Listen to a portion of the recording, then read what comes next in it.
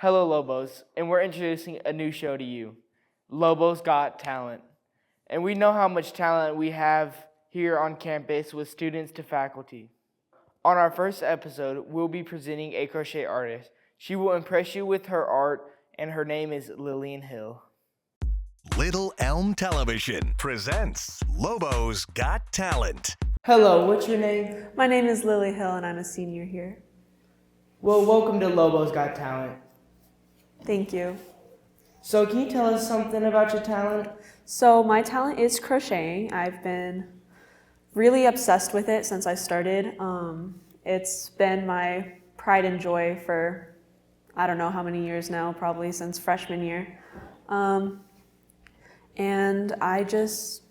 it's become my whole life. I'm a crocheter. Well, I see you have like a lot of animals and like characters on the table. Do you like sell those characters or? Yes, I've been selling everything pretty much I make or giving them away as gifts for about 4 years now since freshman year. So how long have you been crocheting for? You said your freshman year, so how long is that? So 4 years. 4 years? Mm-hmm. And what tools do you use to crochet? So first you'll need a hook. So my favorite hook is the G hook, the 4.25 millimeter hook. And so when you're choosing your hook, you want to look at the size of yarn you have. So depending on the size of yarn, you'll want a bigger hook or a medium hook or a tiny hook. What size is that blue hook right there, that super big one? This is 25 millimeters. And like what kind of item would like you use it on, like? So usually you use it for really chunky yarn, really thick yarn, usually for blankets or like bigger projects. Bigger projects, so like with the thick yarn? Yes. Okay, well, if you were making like a sweater, would you also use that hook or? It depends on the thickness of the yarn, but usually I'd use either this kind of yarn or a slightly bigger that I would use this hook for. And so when I choose a hook, it's based on the yarn, so it all depends on the yarn I use. So it's all just yarn based and then your tools evolve off the yarn? Yes. I see you have some like yarn in your hand. Are you working on something right now? Yes, I am working on a doll right now for a friend. It's a kind of a late Christmas present. Oh, a late Christmas present? I mean, well, we're about 2 months past that. Yeah.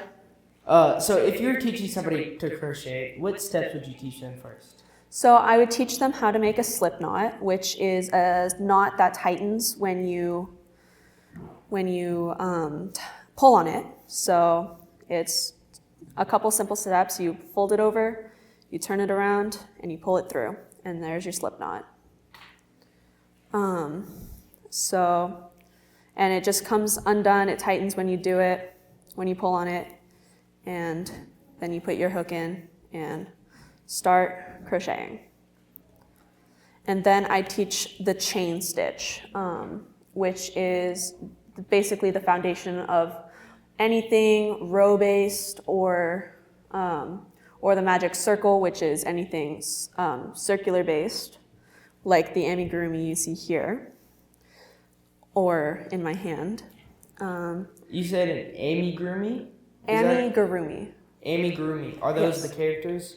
Yes, it's basically the style of crochet. It's like chibi is cute, like the cute style, and then amigurumi is this style. That's cool. Then if someone was like starting out, like I do see like these like crochet kits and all this other stuff, would you prefer them like start from scratch, like just straight yarn, or have a little kit to start with?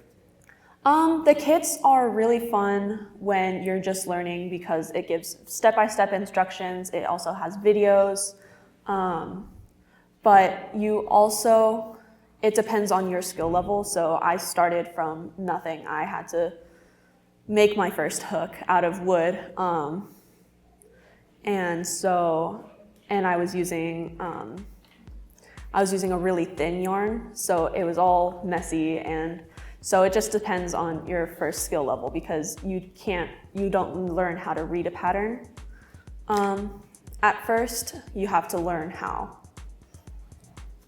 Well, that's very cool. Well, thank you for showing up to Lobos Got Talent. We really do appreciate you. Of course. And thank you for showing off your talent. Yes.